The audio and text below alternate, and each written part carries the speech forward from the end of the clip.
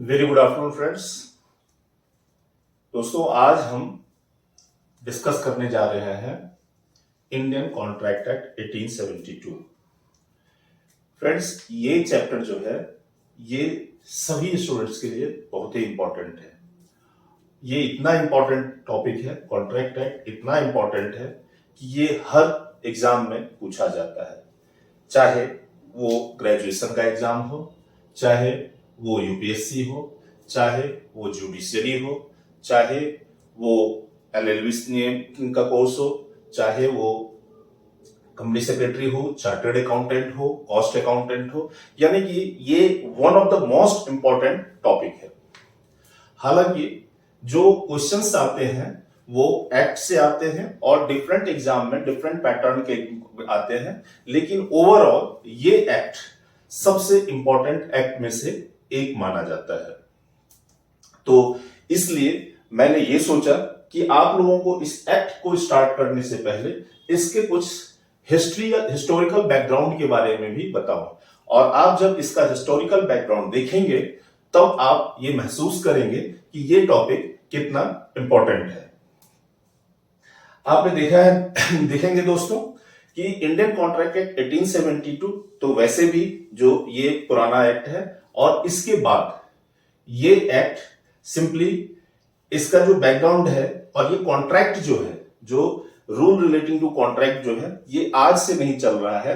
Indian contract act 1872 में enact हुआ था, तो 1872 से ही नहीं चल रहा है। ये जब से मानव सभ्यता, ह्यूमन सिविलाइजेशन जब से इवॉल्व हुआ, जब से इवोल्यूशन हुआ, till then the contract is going on. So इसका इतिहास भी काफी पुराना है। तो आइए हम देखते हैं इसके इतिहास के बारे में, थोड़ा सा नजर डालते हैं, एंड देन फिर हम इस एक्ट के बारे में पढ़ेंगे। दोस्तों, जो कॉन्ट्रैक्ट एक्ट है इसका इवोल्यूशन जो हुआ था वो डिफरेंट टाइम पीरियड में हुआ है, और हर टाइम पीरियड में आप देखेंगे कि इंडियन जो कॉन्ट्रैक्ट लॉ है वो चलता है।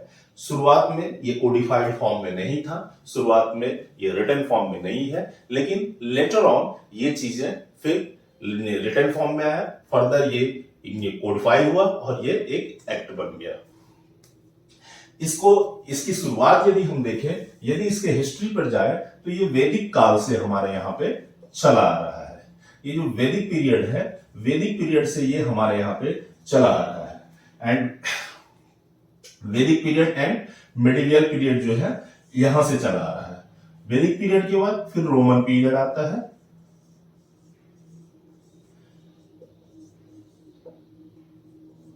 Further Islamic, Hindu, British and recent time.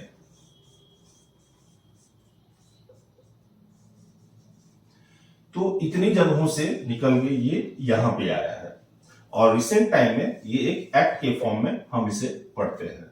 इसके इतिहास के बारे में हम देखते हैं थोड़ा सा दोस्तों। तो ये देखेंगे कि पहले क्या था। जब एंशिएंट टाइम में, जो एंटायर एंशिएंट टाइम है या मेडिवल पीरियड है, उसमें ह्यूमन हिस्ट्री के कोई भी लॉ जो है वो कॉन्ट्रैक्ट को कवर नहीं करता था। कोई भी जनरल कोड जो है वो कॉन्ट्रैक्ट को कवर नहीं करता था। फर्दर जो है यहां पे हम पहले इसके बारे में डिस्कस करते हैं। तो मैंने क्या कहा पहली बात यहां पे कि कोई रिटन फॉर्म में कोई कोड जो है ये यहां पे नहीं था। दूसरा, प्रिंसिपल जो यहां पे डिराइव हुए थे तो कोई रिटन फॉर्म में था नहीं, कुछ इस तरह से जो बनाया नहीं गया था। तो लिया कहां से गया था?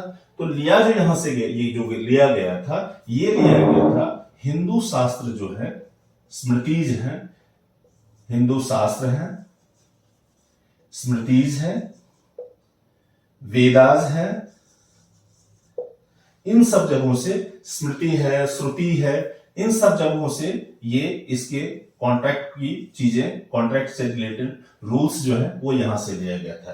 तो इससे हमें क्या पता चलता है कि ये वैदिक काल में भी जो है ये जो शास्त्र, यानी कि हमारे शास्त्र में, हमारी स्मृति में, हमारी श्रुतिज में भी कॉन्ट्रैक्ट के बारे में चर्चा की गई है। जो कॉन्ट्रैक्ट रिलेटेड रूल्स था इसके लिए यहां पे मैंने बताया आपको कि रिटन फॉर्म में तो था नहीं, तो इसके लिए जो यहां पे जो भी रूल जो कॉन्ट्रैक्ट को गवर्न करता था उसे क्या कहा जाता था वैदिक काल में? व्यवहार मुख्य। व्यवहार मुख्य कहा जाता था और उससे जो है ये वैदिक काल में कॉन्ट्रैक्ट रूल्स गवर्न होते थे। फर्दर चंद्रगुप्त के टाइम में, चंद्रगुप्त का जब रीजन आया तो कॉन्ट्रैक्ट जो एग्जिस्ट हो रहा था उसके लिए सबसे पहले दो चीजें कही गई थी कि बायलैटरल कॉन्ट्रैक्ट होना चाहिए। कॉन्ट्रैक्ट तभी होगा जब बायलैटरल होगा। बायलैटरल यानी टू पार्टीज होने चाहिए, टू पार्टीज होने चाहिए तभी जो है कॉन्ट्रैक्ट हो सकता है।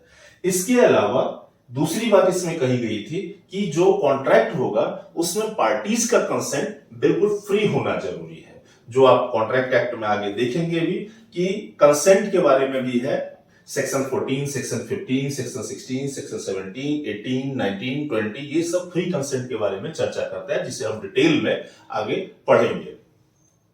तो यहां पे क्या कहा गया था? दो चीजें कि सबसे पहली बात तो कम से कम दो पार्टी होनी चाहिए। वो पार्टी दो इंडिविजुअल भी हो सकते हैं, ग्रुप ऑफ इंडिविजुअल भी हो सकते हैं, या एक तरफ एक पार्टी हो, एक तरफ एक जो है सो ग्रुप ऑफ इंडिविजुअल हो, एक तरफ जो है सो या दोनों तरफ ग्रुप ऑफ इंडिविजुअल। तो इस तरह से एटलीस्ट पार्टीज दो होनी चाहिए।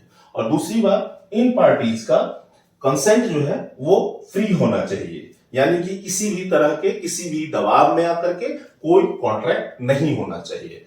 एंड थर्ड वन इज कि कंसेंसस एट इडन होना चाहिए। कंसेंसस एट इडन का मतलब क्या होता है कि both the parties meeting their mind, means कि जो भी टर्म्स एंड कंडीशंस है उनके कॉन्ट्रैक्ट के, उससे रिलेटेड जो टर्म्स एंड कंडीशंस है कॉन्ट्रैक्ट होगा, उस कॉन्ट्रैक्ट से रिलेटेड जो भी टर्म्स एंड कंडीशंस होगा वो दोनों ही पार्टी को बिल्कुल क्लियर हो, किसी भी तरह की कोई एम्बिग्विटी नहीं होनी चाहिए। तो ये चीज यहां पे कहा गया था क्या चंद्रगुप्त के टाइम में कि पार्टी कॉन्ट्रैक्ट जो होगा वो बायलैटरल होगा। दूसरी बात क्या चीज है? कंसेंसस एड इडम होगा, यानी कि मीटिंग ऑफ माइंड होना चाहिए on the terms of the contract. और तीसरी बात क्या चीज कही गई थी? कंसेंट फ्री होना चाहिए पार्टीज का। तो ये चीज हमने देखा कि यहां पे बेसिक जो चंद्रगुप्त के टाइम में या पुराने टाइम में जो लिया गया था तो ये चीज था। कुछ कॉन्ट्रैक्ट को यहां पे वॉइड भी माना गया है कि कुछ कॉन्ट्रैक्ट यदि होंगे तो सिचुएशन उसमें दिया गया हुआ है कि ऐसे सिचुएशन में यदि कुछ कॉन्ट्रैक्ट होते हैं या कुछ टाइप ऑफ कॉन्ट्रैक्ट होते हैं तो उन्हें वॉइड माना जाएगा। वो सिचुएशंस क्या क्या है कि सबसे पहली बात क्या चीज कहता है कि यदि घर के किसी इंटीरियर कंपार्टमेंट में आप कोई कॉन्ट्रैक्ट करते हैं तो वो कॉन्ट्रैक्ट वॉइड माना जाएगा। क्या चीज होगा? वॉइड माना जाएगा। सबसे पहला क्या कह रहा है कि interior compartment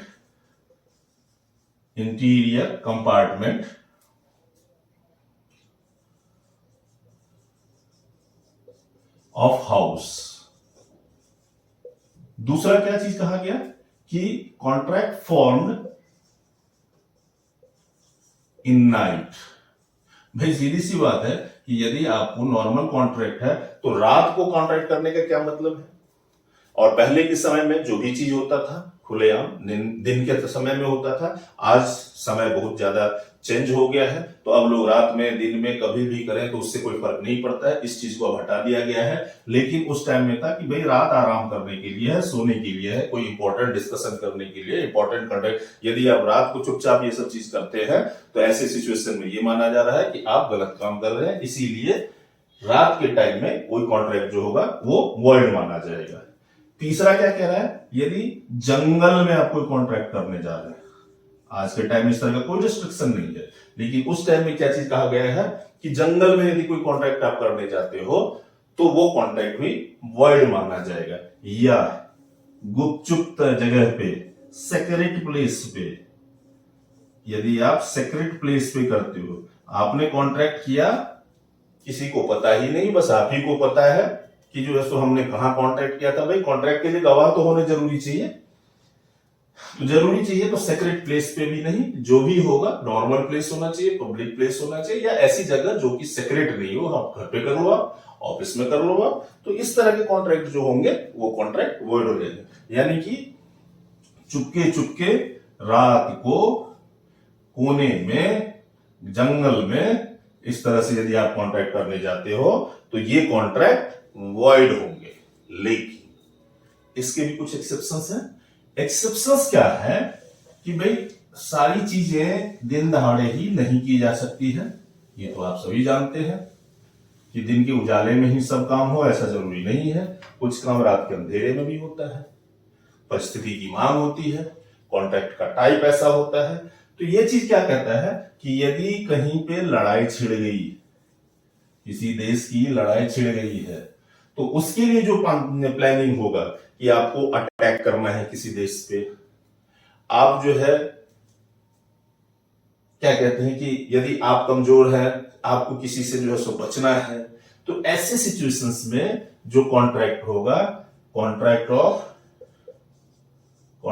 of violence, violence means ward of violence, contract to ward of violence, violence, attack, इन सब चीजों के लिए जो कॉन्ट्रैक्ट होगा, उस कॉन्ट्रैक्ट को यदि रात में भी होता है, जंगल में भी होता है, चुपके से होता है, तो इस फिर भी ये कॉन्ट्रैक्ट वैलिड माना जाएगा। दूसरी बात कहता है कि शादी मनाने की बात यदि हो, यदि सेलिब्रेशन ऑफ मैरिज हो, contract made in celebration of marriage, तो वो ही वैलिड माना जाएगा। Contracts made under orders of government, obviously सरकार जब भी चाहे, जो भी चाहे रूल बना सकती है, कोई कॉन्ट्रैक्ट कर सकती है, तो इस कॉन्ट्रैक्ट को भी वैलिड माना जाएगा। और उसके बाद क्या है कि कुछ लोगों का पेशा ही इस तरह से होता है, जैसे कि हंटर, स्पाइस वगैरह जो होते हैं, जासूस, तो इन लोगों के लिए, डिफेंस वाले जो लोग होते हैं, फॉरेस्ट वाले जो लोग होते हैं, तो उस तरीके के लोगों के लिए यदि ये लोग कॉन्ट्रैक्ट करते हैं तो इस कॉन्ट्रैक्ट को वैलिड माना जाएगा। तो ये एक छोटा सा जिस्ट आपको मैंने बताया कि वैदिक पीरियड की बात जो थी उसके बारे में। अब आते हैं रोमन पीरियड के बारे में। रोमन पीरियड में क्या चीज था, अब आते हैं हम पहले रोमन पीरियड।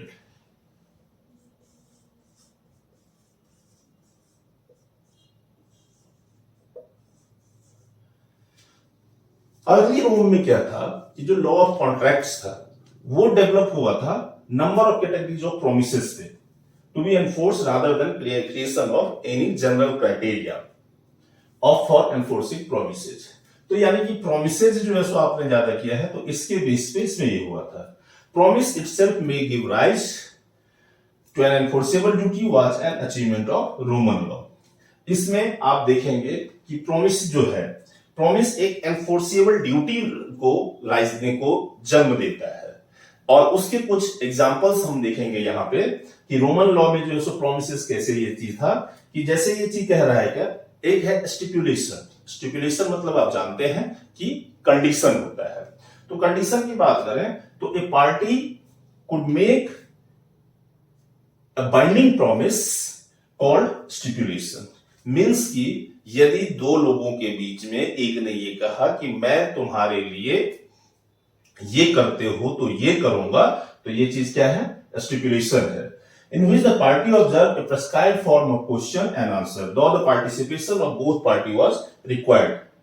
मीन्स कि सिर्फ सिंपली ये चीज है कि ऐसा भी हो सकता है कि एक पार्टी ने कहा कि मैं तुम्हारे लिए ऐसा कुछ करूंगा, तो ऐसा कुछ करूंगा, कुछ भी हो सकता है, कोई कंसीडरेशन की बात होती है, दूसरे पार्टी को कुछ भी नहीं करना है, लेकिन फिर भी क्या चीज है कि वो माना जाएगा। तो ये जो प्रॉमिस का चीज होता है, ये प्रॉमिस ही एक पर्सन को दूसरे के लिए ऑब्लिगेशन में डाल देता है और इस तरह से एक कॉन्ट्रैक्ट बन जाता है, तो that is called stipulation.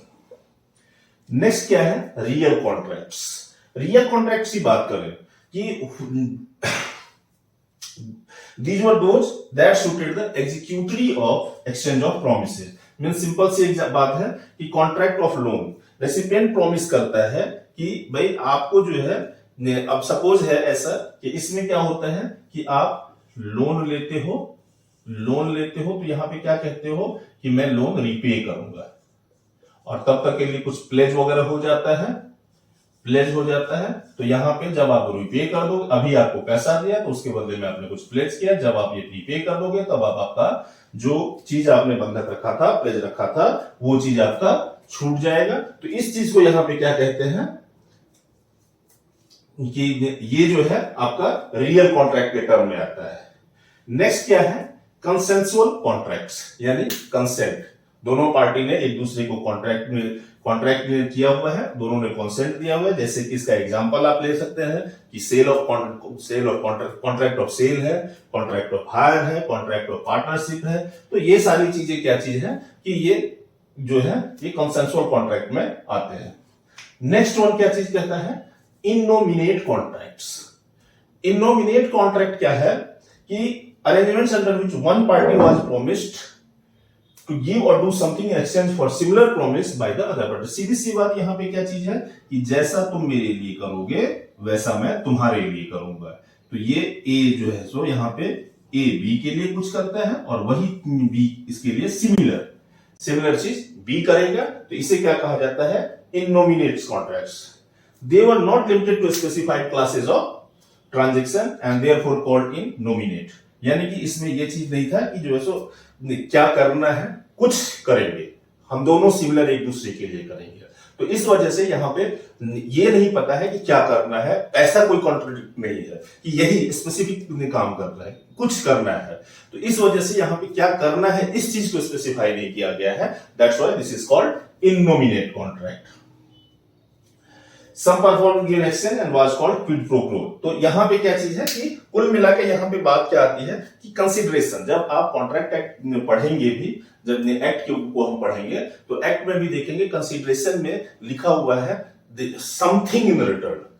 Something in return, तो यहां पे ऐसा नहीं चीज है कि जो जितना का किया है उतना ही होना चाहिए। तो यहां पे जो बेसिकली हमारा इसकी बात हम जो कर रहे थे, तो ये यहां पे क्या चीज कह रहा है कि कंसीडरेशन से बेसिकली है कि नॉमिनेट कॉन्ट्रैक्ट जो है कि कंसीडरेशन में कुछ मिलना चाहिए एक दूसरे के लिए, दोनों को एक दूसरे के लिए कुछ ना कुछ करना है।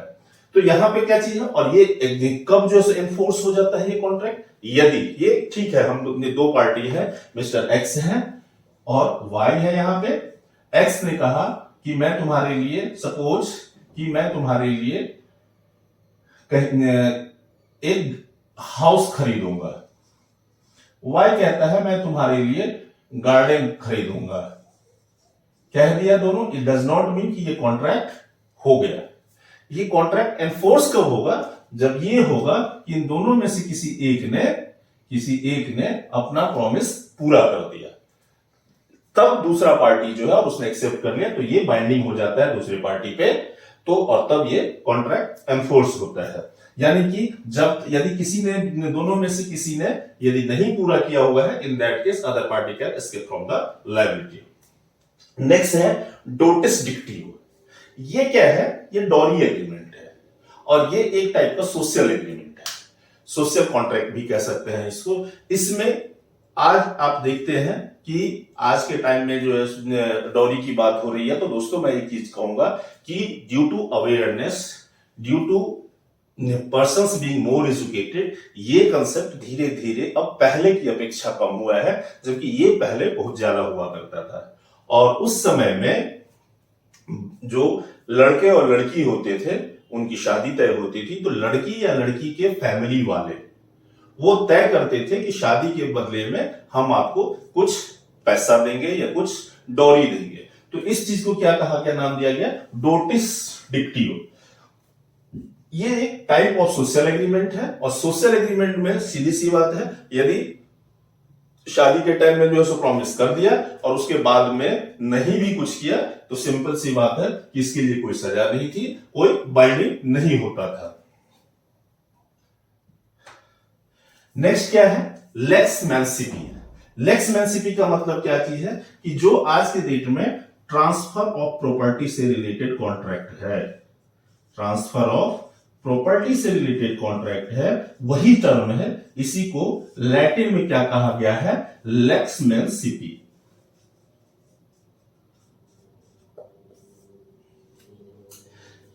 नेक्स्ट क्या है, फिड्यूसिया। फिड्यूसिया का मतलब आप लोग सब समझते हैं, फिड्यूसिया। फिड्यूसिया का मतलब क्या चीज होता है, एंसेलरी कॉन्ट्रैक्ट, यानी कि जो है ये मेन कॉन्ट्रैक्ट नहीं होगा। जो ऊपर हमने जिन कॉन्ट्रैक्ट का डिस्कशन किया उन कॉन्ट्रैक्ट का जो एंसिलरी फॉर्म ऑफ कॉन्ट्रैक्ट होगा वो इस टर्म में आता है। और लास्ट है क्या, यूएडिमोनियम। यूएडिमोनियम के लिए क्या है, यूएडिमोनियम जो आज के डेट में कॉन्ट्रैक्ट ऑफ गारंटी की बात करते हैं। आप पढ़ोगे बस अन्य सेक्शन 123, 124 वगैरह में कॉन्ट्रैक्ट का जो जिसे स्पेशल कॉन्ट्रैक्ट के जो कैटेगरी में रखा गया हुआ है, तो वही ये क्या है, यूएडिमोनियम जो है वो कॉन्ट्रैक्ट ऑफ गारंटी जैसा जो कॉन्ट्रैक्ट था उसी को कहा जाता था। तो ये सारा हमने देखा कि रोमन पीरियड और मेडिवल पीरियड या वैदिक पीरियड में तो ये चीजें थी। नेक्स्ट क्लास में हम फिर फर्दर डिस्कशन करते हैं इस्लामिक पीरियड, रिसेंट टर्म्स, जो भी चीजें हैं उसको हम देखते हैं। अभी टिल देन मिलते हैं हम लोग नेक्स्ट क्लास में। आई होप आप लोगों ने रोमन पीरियड और वैदिक पीरियड के बारे में जो भी चीजें हैं उसको क्लियरली समझा होगा। मैं बिल्कुल ब्रीफ में बता रहा हूं क्योंकि इससे क्वेश्चंस कम आते हैं, लेकिन for the sake of knowledge we must know the history of the contract act, और क्योंकि कॉन्ट्रैक्ट एक्ट सबसे इंपॉर्टेंट है। तो till then goodbye to all of you. We will meet in the next class.